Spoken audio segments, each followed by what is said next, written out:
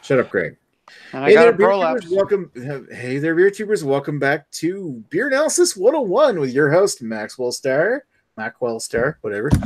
Tonight, we're going to take a look at something from the US of A, Sierra Nevada Pale Ale.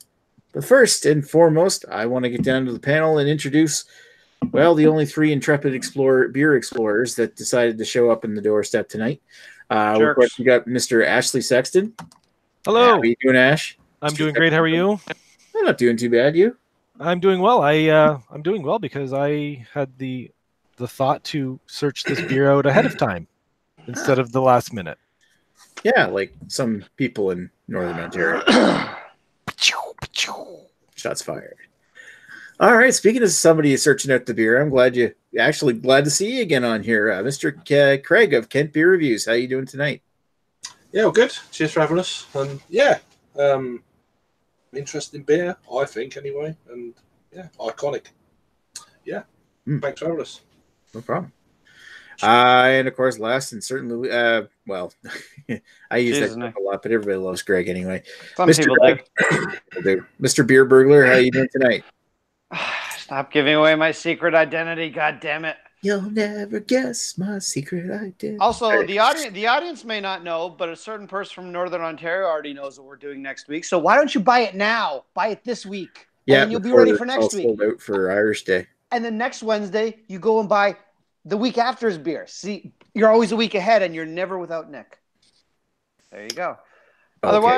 Otherwise, all hail President Trump. Right. I think you've had enough, Greg. You haven't even started drinking.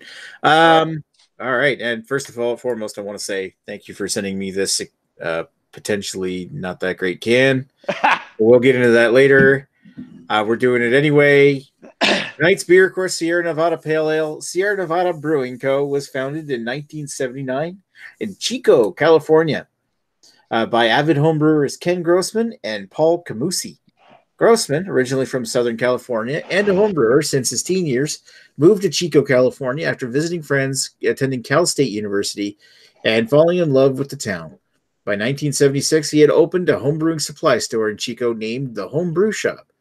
His homebrewing skills improved, his recipes became more elaborate, and soon people were eager to try his latest brews.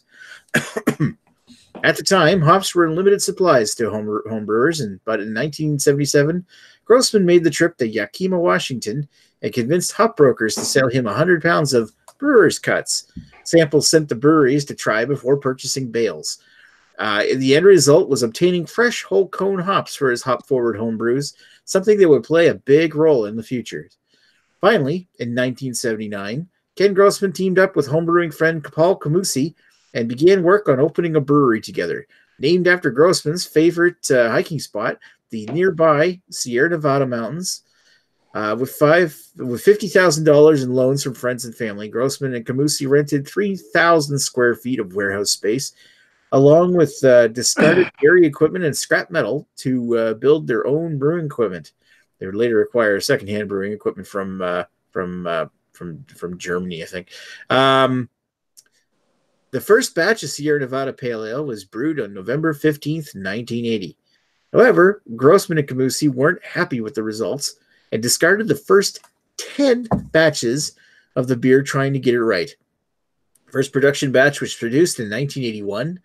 Setting Sierra Nevada apart from other breweries, of course, was their insistence on brewing with whole hops as opposed to hop pellets.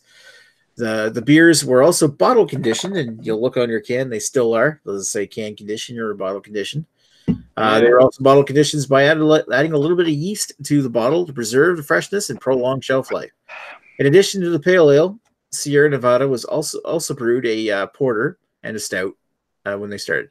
In total, Sierra Nevada would sell 500 barrels of beer in their first year.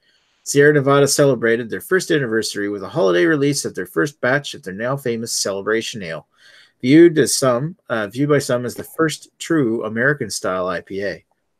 Landmark moment. With production in full swing, Sierra Nevada hired its first employee, Steve Harrison, to handle marketing and sales of their beers. Sales were slow at first, and selling the beer to local stores was a difficult task, with the beer both being a hard sell, and stores who did stock the beer often had dust gather on the cans of the unfamiliar brew.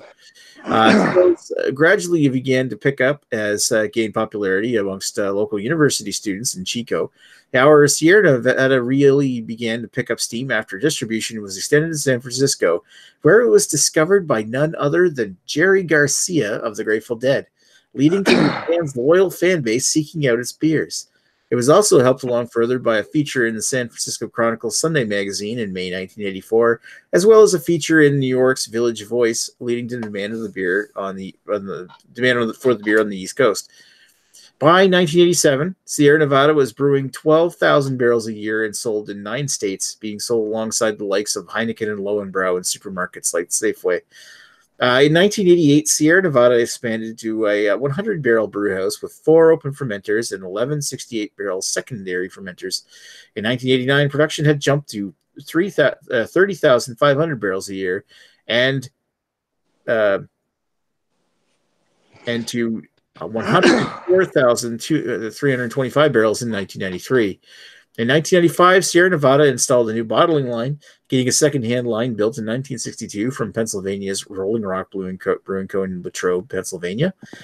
The line was installed in February of 1996, and by the end of the year, Sierra Nevada employed 80 people and produced 265,000 barrels of beer. Sierra Nevada began construction on their new larger production brewery with a 600,000 barrel a year capacity, opening in 1998. To assure quality, Sierra Nevada also maintained a state-of-the-art testing laboratory to ensure quality, doing such thing as keeping a case of beer from each batch that was tested after 6 months and again after 12 months to ensure freshness. This increase in capacity allowed Sierra Nevada to go from 302,000 barrels in 1997 to a whopping 420,000 in 1999. It was at this time that Paul Camusi retired, and Ken Grossman bought out Camusi's share in Sierra Nevada, becoming the sole owner of the brewery. Sierra Nevada's sales increased further to 541,000 barrels by 2001. Sierra Nevada's successes continued, becoming one of the largest craft breweries in the U.S., behind Yuengling and Sam Adams. As of 2016, Sierra Nevada is the 7th largest brewery in the U.S., and Ken Grossman is now a billionaire. However, sadly, employee number 1, marketing genius, and vice president of sales at the time, Steve Harrison, passed away in August of 2007. Sierra Nevada continued to grow as craft beer had boomed. However, after 35 years of growth, in 2016, Sierra Nevada posted a drop of 6.9% in shipments, followed by another drop in 2017. Citing a glut of new craft breweries, competitive practices from mega brewers buying out rivals and distribution channels, thereby being trapped between local niche brewers and heavyweights such as AB InBev and Molson Coors. Most recently, in November of 2018, Sierra Nevada has gained attention for its support for victims of 2018's deadly Camp Fire, which destroyed 153,000 acres of land near Chico, including whole towns, and of which many of the brewery's employees were personally affected by the blaze. Sierra Nevada announced plans to brew Resilience Butte County Proud IPAs fundraiser for campfire relief, with 100% of the proceeds going to support victims of the fire. Sierra Nevada went an extra step by giving out the recipe and inviting breweries from around the U.S.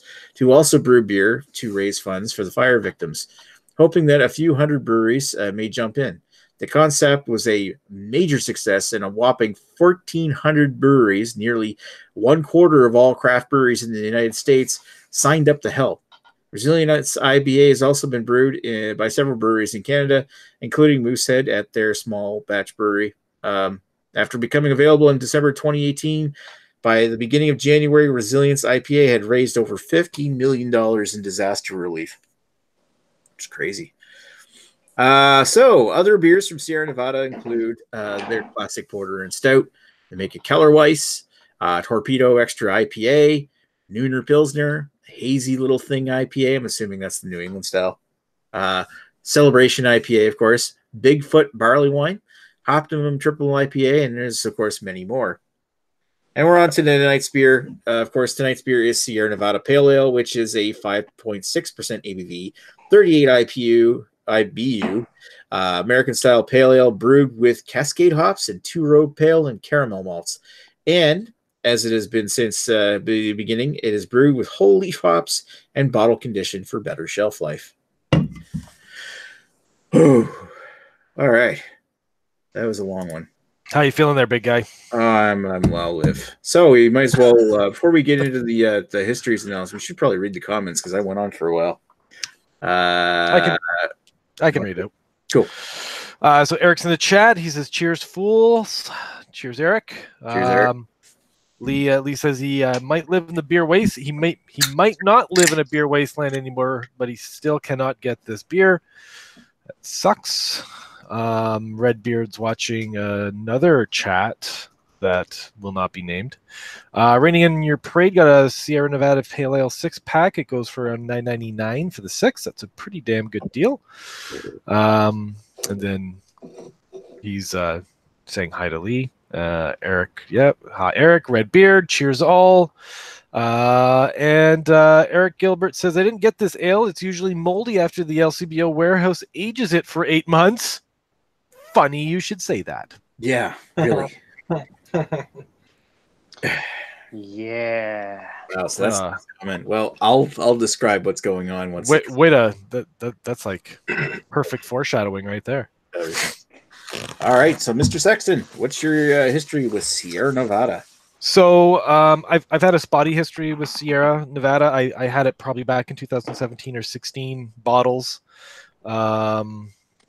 And I honestly can't remember what I thought about it. It was so long ago. And then I remember I was in New Hampshire last year for a work meeting, and I was able to get it on tap, which I presume would be relatively fresh. It was, and I do remember enjoying it quite a bit last year when I had it on tap. So, but I haven't really had it since, to be completely honest. So, other than just a handful of times with mixed results, here I am. Nice. All right, Mr. You awake over there, Craig? Come here. All right. What's your history? Yeah, I mean, this is one of them. Kind of one of my first American craft beers that I've ever tried. To be honest with you, it's been in the supermarkets probably when before I was into craft beer, and I thought, yeah, this looks like a really neat looking label and bottle. Oh, Sierra Nevada, where's that? It must be American kind of thing. And yeah, it's a cracking bit of artwork. I do like that. Hope it never changes. And yeah, prior to Untapped, quite a few years before Untapped, I've had this. I don't know exactly when, but certainly in the probably late 90s, I would imagine, something like that. And I've just checked. I've had it 10 times since Untapped, so a few times. And quite a few other beers from Sierra Nevada as well over the last sort of 5 years. So, yeah. Nice. All right. And Greg, what's your history, Greg? Well, my history with Sierra Nevada is I've had the Pale Ale, the Torpedo, the Hoptimum, and some other thing, the Blindfold. Do these guys make All Day IPA, or am I thinking of something else? The what IPA? The All Day IPA. I think these guys make that, or am I confusing? No, that's Founders. I'm sorry. Yeah, that's Founders. Oh god, I'm incredibly unprofessional. I'm sorry. So I've had those 4 beers from these guys, and I've had this beer quite a few times. I usually will pick up a can or two when I'm in the U.S. because it's usually cheap, or you can usually get a 6-pack really, really cheap for like $6.99 or something, and so it makes a good just everyday beer. So that's my exciting history with it. Right on.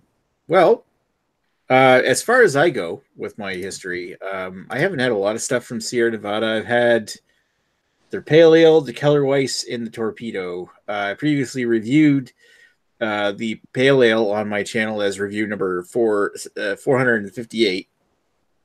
Burp, unprofessional. A while ago. It was like 6 or 7 years ago, and I had it.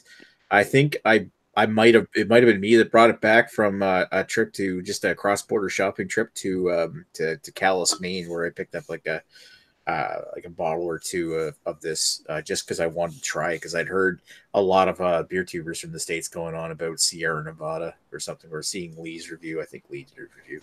He's in the comments, so he might tell me. Lee is the authority. Yeah. Anyway, I remember I really liked it. And my original score was 4.25 out of 5. Not to give too many spoilers about tonight. Trust me, they're not spoilers. But I guess it comes to after that, the first time I've had Sierra Nevada since then. Now, which Greg kindly gave me or rather sold me an LCBO aged can of Sierra Nevada Pale Ale, which I looked at the bottom before the show and found out that, hey, look, the bottle of the canning date looks... was it 29/12/18? So December 29th, 2018, which turns out is the best before date. We suspect it might be. We suspect it might. Well, the fact that it says best before date, see bottom, and the date says 12. But haven't we already heard they change it for imports sometime or something? No, it's literally black and white. Oh, okay. And I told you an expired can. So me and Greg are drinking expired cans right now. So this is Greg's fault. We're doing it anyway. Nick, you want me to ship you some milk next time? By milk, stout, sure. Anyway. Green. Moving right along, let's go back over to the comments where Redbeard's actually watching us now. Thank you, asshole. Redbeard, how come you're not on here? You didn't get the can. You didn't get the can. It could be that maybe LCBO finally took the cans off the shelf. Like the expired. Luckily, I was able to get them, Nick, and make all this possible. Wasn't the wrong address? Wrong address again, was it?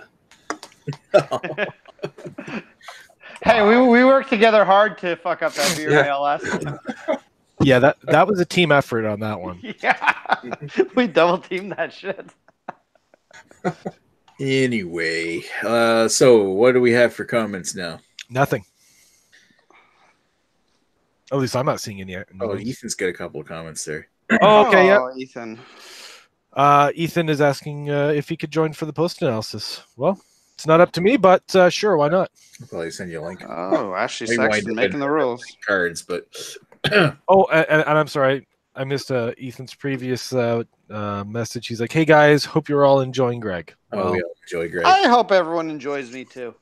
What's enjoyment? I don't know. It's more like we put up with or we tolerate. We accept. We accept Greg. I'm like the bad sex you have with your wife after you've been married for 20 years. It's the best you're gonna get. It is what it is. Sadly true. Anyway, moving right along, let's go over back to you. Keep talking, Ash. You might as well tell me what your thoughts are. So yeah, I'll be honest, like right off the bat, I was actually pleasantly surprised by this. It's almost like I've had this beer now for the third time for the first time. I don't remember it being like this whatsoever. You know, tasting notes wise, I mean, visually, get a nice, copper color, slightly amber, a little bit of haze to it. Sort of goes in hand with the can conditioning a little bit. It's not perfectly brilliant or anything like that, but I'm digging the color. The head, when it was poured, was sort of like soapy, a little bit of rockiness, but it had a nice thick head. The aroma wise, it's sort of like a more of a botanical aroma. It certainly has like some more floral elements to it with some underlying citrus mixed in there.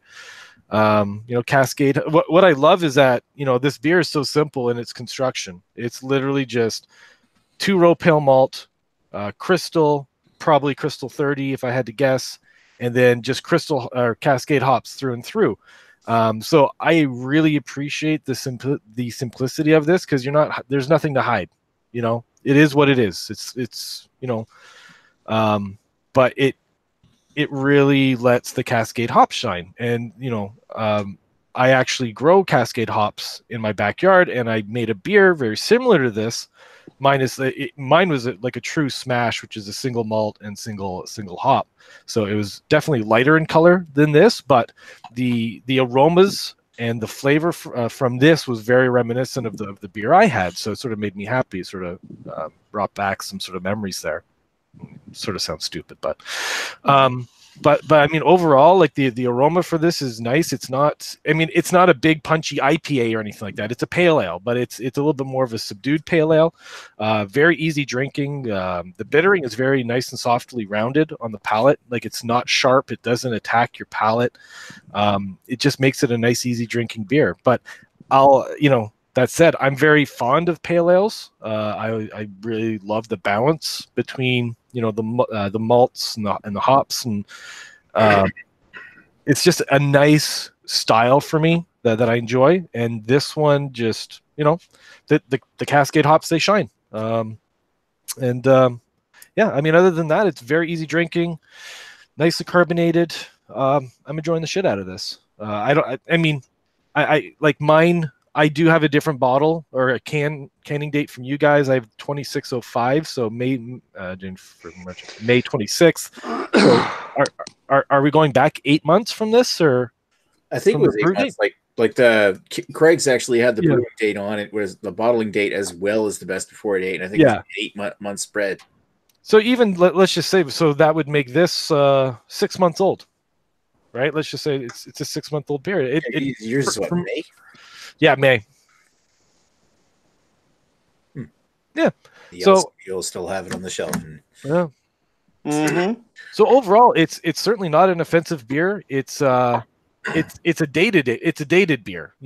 Anyone who's like a big like craft head right now, they're gonna drink this and be like, oh my god, like this is just like, it's so basic. But I love the simplicity of it. It gets the point across. It shows the hop very well, and there's nothing bad about this. So I'll for a pale ale style wise, I'm going to give this a 9. I'm enjoy this. I think this represents the style very well, and for personal enjoyment, I'm going to go with an 8. Nice, perfect. Cheers. Cheers, Ash. All right, so Craig, what's your thoughts? The last bottle I had was just, I remember it quite well because it was probably the worst bottle I've ever had of it, or whether it was that batch or whether, I'm trying to think when it was, back in October last year. And I gave it I gave it a 4 out of 10. I was really disappointed and really surprised because every time I've had it, it is what it is. It's simple. Like what Ashley said, it's very light, and I like the fact that it's not hazy. It's being a pale ale even in these days, because everything's just hazy, all crazy all the time. And okay, if you're new to craft beer, like I was saying, you're probably not going to dig it. But if you've been into craft beer for any kind of amount of time, it's nice to actually go back to something like this where your taste buds you don't drink as much maybe, but you go back. It's a bit like pale ales, but more of the IPA, going back into the IPA, going to a West Coast. Not so many around. There's always there if you want it, so which is a really nice thing.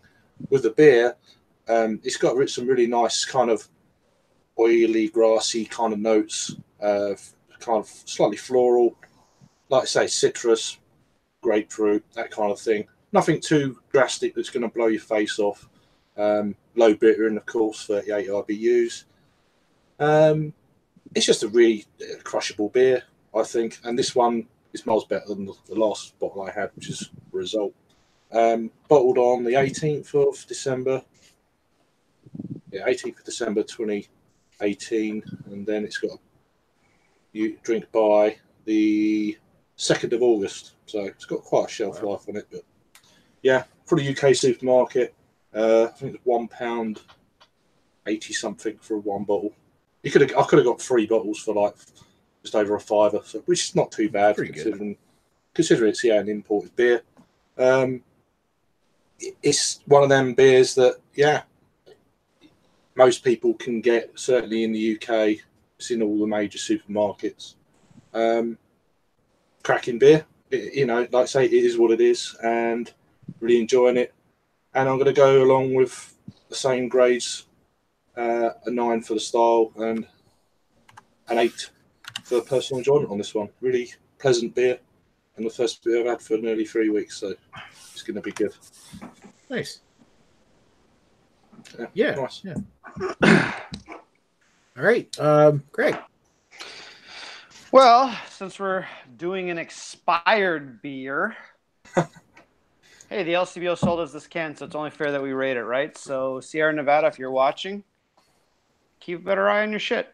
Otherwise, the 7 people that are watching are going to find out how terrible this beer is. Actually, this beer is actually quite good. We're down to 6 now that you came on. Oh, well. We're back up to 7. So, yeah, I mean, this to me, I think that to me, I'm going to give this points because it's a pale ale. If this was an IPA, I don't think I'd rate this quite as highly, at least not for style. And this is on the high end of the spectrum for a pale ale alcohol. But it's a very tasty pale ale. Like to me, it's almost like a lightish IPA, but it's still very smooth. I do think it probably, if our can is expired as it is, maybe you've put that in my mind now. But I do think previous cans I've had have been more flavorful than this. I've gotten a little bit more of a pine punch to it. This one to me seems like it's lost a bit of that hoppiness.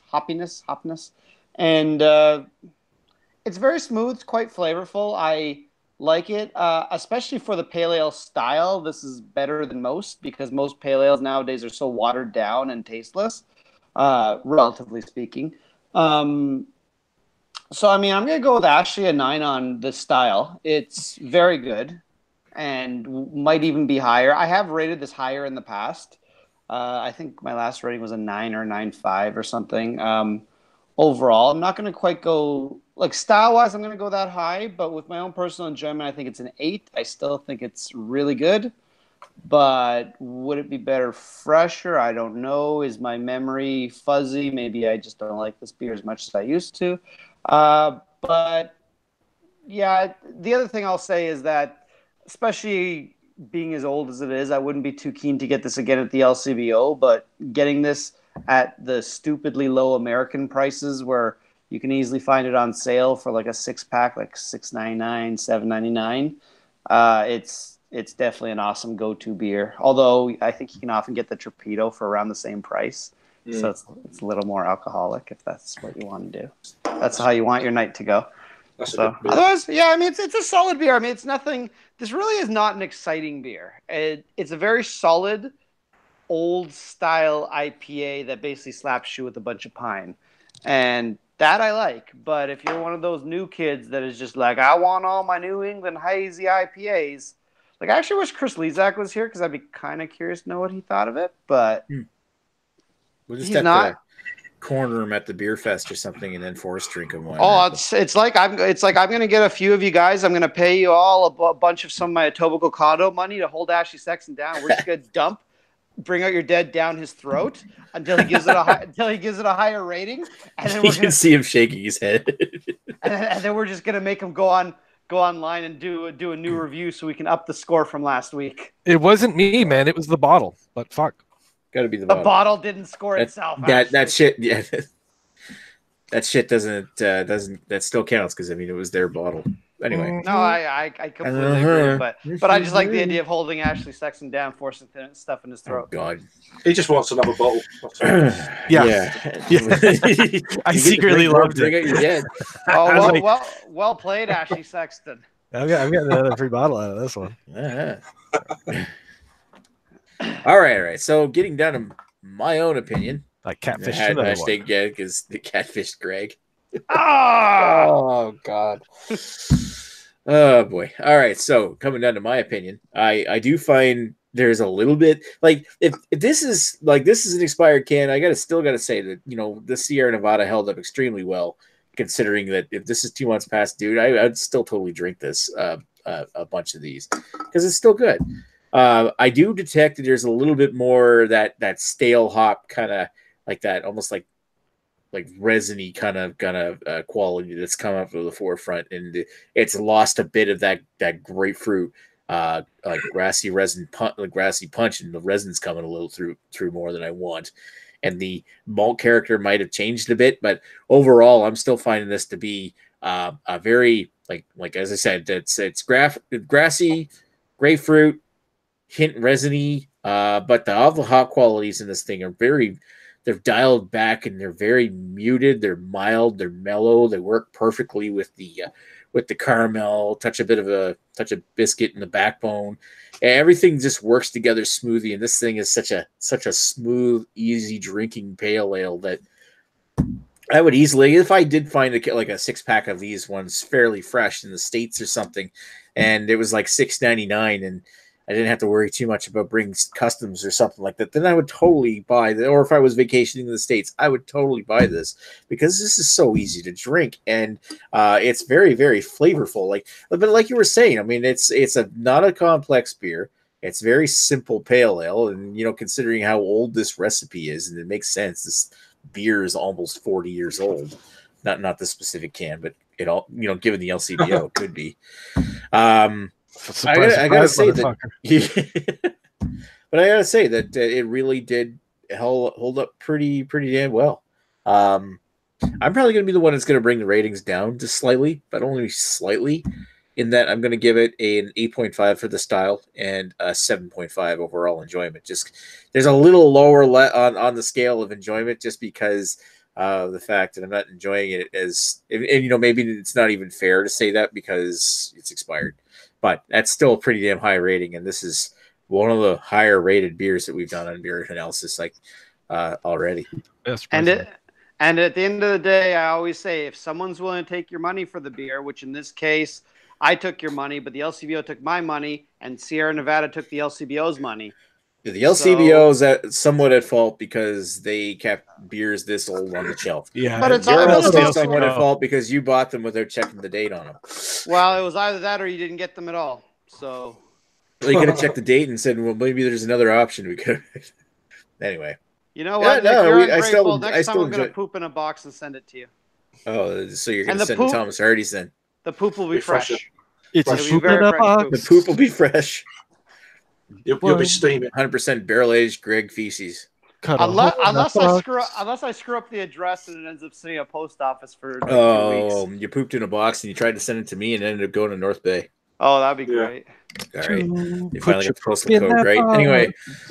Okay, so yeah, that's our final thoughts. I'm going to do the math while people either read the comments or talk amongst yourselves. Well, I would love to say that there's like tons of comments to read, but Rainy on your parade, thank you for contributing. He said, my bottle 2 months old, and I am glad I picked this up. Had this beer a bunch of times throughout the years, and seems to be holding on great. 12 packs of a lot of Sierra Nevada stuff goes for $15. And really good. That is really good. And his bottle says 010319. So January 19th. Now myself, I didn't mention this in the intro, but this has been the only Sierra Nevada beer I've had. So yeah, I haven't had Torpedo or any of the other stuff. Yeah, I've had get back to that, I didn't mention I've had 7 beers from Sierra Nevada. Different beers. I was really surprised that they've been around for as long as they have in the history. I had no idea. Yeah, they're one of the Torpedo. Obviously, this. I had one at a beer festival. Obviously, the Celebration, so it's 8. Okay. Nuna Pilsner, Optimum, and the Hot Bullet Double IPA. I had that last year. That was really good. What I will say though about the fact that they say here that they use whole cone hops, and I use like when I use my hops is like when I brew, it definitely has a different flavor and feel to it than the pelletized hops.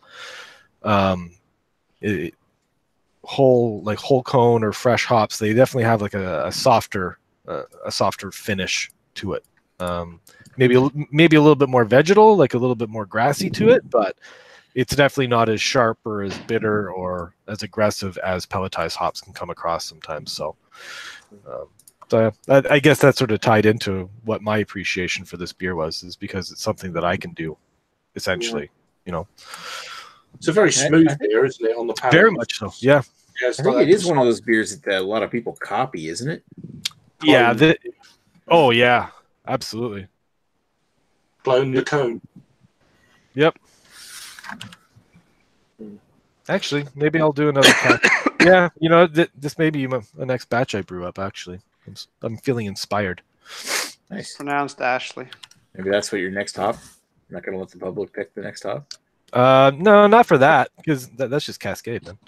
You can always try to brew a Sierra Nevada clone and then bring that as your home brew to the bottle share or something. Well, I wouldn't bring it because it's be at your house, right? Good point. You're coming here, bitch. Sorry, semantics. Oh, Jesus. Okay, we got some. Okay, Matt's in the chat. He's like, weird beer for me. Eric says, for how much shit that comes, Greg's what? For how much shit that comes, Greg's month, there can't much come out. I think he's saying for the shit that comes out of Greg's mouth. I think he's just not a good speller. Okay, it's like. I thought it was Redbeard. I thought it was Redbeard. Yeah, it's like 8:45, and Eric Gilbert's already like in the shitter. Matt thought it was a fine beer back in the day. Fell out of love with it for a minute with the new school bonkers stuff, but have fallen back in love as I've leaned more into more drinkability. Yeah, okay. We've sort of been echoing that same sentiment, Matt. I'm not too sure if you've been watching since the beginning. Super well made beer, and will never turn one down when I'm chucking beer mode. There we go. Yeah, I'm with you on that one. Yeah, I kind of agree. I mean, I've been kind of lately turning over to. I still like my hoppy complex beers, but when it comes to something, there's sometimes I just want to drink something that's easily sessionable. Yep. Yeah. This. Yeah. Perfect. Oh, yeah, it's great. I mean, it's one of them beers at barbecue or whatever. It's like fucking just crack a 6-pack and don't think about it, not review, and just drink it. It's tasty. It's job done. Yeah, you're not going to get any like hop fatigue or anything like that off this side. Yeah. It's just nice. Yep. Yeah, just because it's so dialed back, and yet the hops still play an important role in the flavor. It's just it's all perfect. And you can see why the guy's a billionaire now. I thought that was kind of a shock. Like, you don't necessarily hear about craft brewers becoming billionaires off of this craft. Craig, how much schmutz was left in the bottom of your bottle? There's a very tiny bit, but I mixed it all in. I'm not seeing anything at the bottom of my can for being like can conditioned or even bottle conditioned or whatever they want to call it. I swirled it around. I got some flakes from the bottom of mine. There's tiny particulates, but nothing. Not a lot. Not too bothered about. It didn't haze it up too much. Yeah, they must go really light on it. Yeah. I mean, there's a little in there. See? Oh yeah. You got some schmutz in there. Yeah, some schmutz. Yeah, I don't think it's probably the beer's still filtered. They just added a little extra yeast to the. Yeah. Anyway, we ready for the scores? We're ready. I think we've stalled enough for you to do your beep bop boop MS Paint shit. Boop boop boop boop. Alrighty. Oh shit.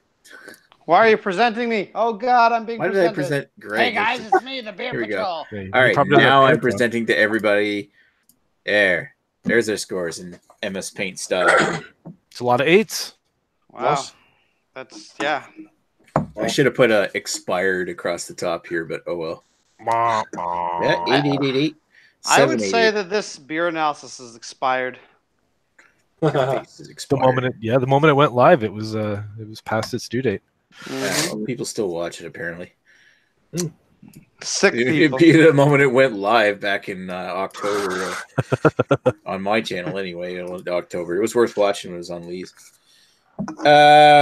Anyway, I guess that's where we're at with this one. It's not an epic beer like Bring Out Your Dead was, but still a very easily drinkable, enjoyable beer. And sometimes that's what you want.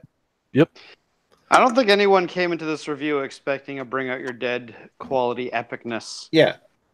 Well, I mean, look at the scores. The scores are pretty high. Or crappiness from the Sexton point of view. I want a bourbon barrel-aged pale ale, damn it. That would be epic. Fuck. Sorry. I want a bourbon barrel-aged milk. So 2014. I want fucking cognac or Elijah Craig or some shit.